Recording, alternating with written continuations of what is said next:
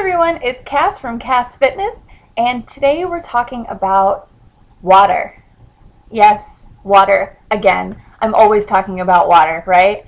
And I know that if you also follow my friend Sarah on Sarah Fitness, she's always talking about water, and a million other pages are always saying, drink your water, remember, stay hydrated.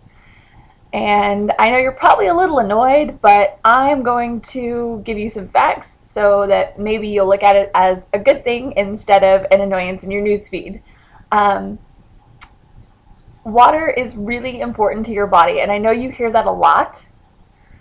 Your blood is made up of almost 90% water, which is crazy, right? But if you've ever seen blood separated in a tube, the clear stuff that makes up most of it is plasma, and most of that is water. And if you're not getting enough water, then your blood gets thicker and moves slower, which accounts for why you get tired, why you get headaches. It puts you at risk for blood clots, which cause all sorts of nasty things like heart attack and stroke. It can make your brain fog and be fuzzy because water in your blood flowing better, more oxygen to your body because the red blood cells are going properly.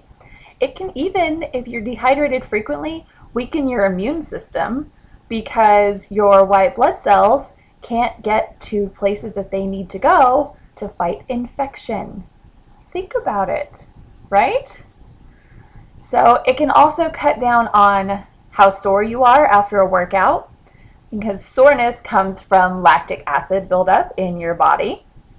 So drinking water helps kind of flush that out a little bit faster. So if you're properly hydrated, then you aren't going to be as sore later.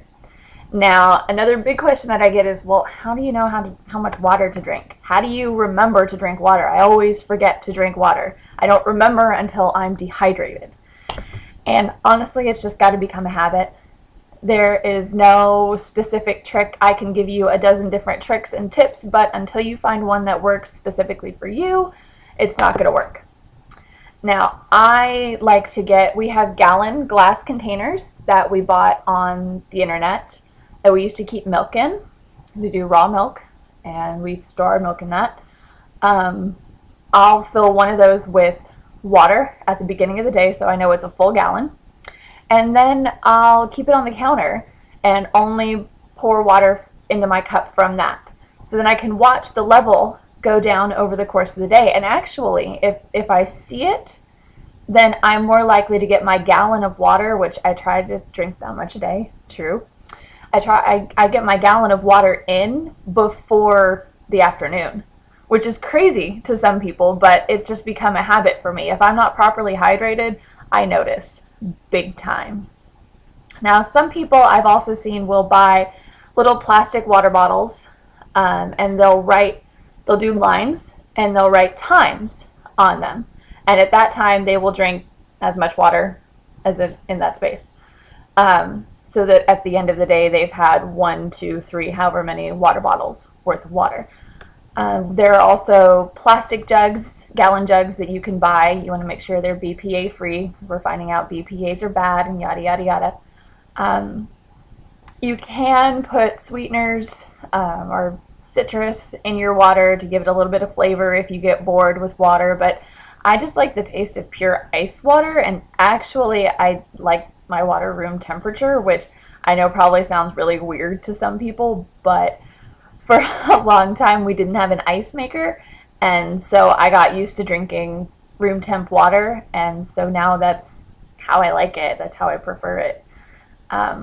Sometimes I'll put citrus in my water, but I know it's also bad for your teeth, and I have sensitive teeth anyway, so I try to not put a lot of acid on them and weaken the enamel even more.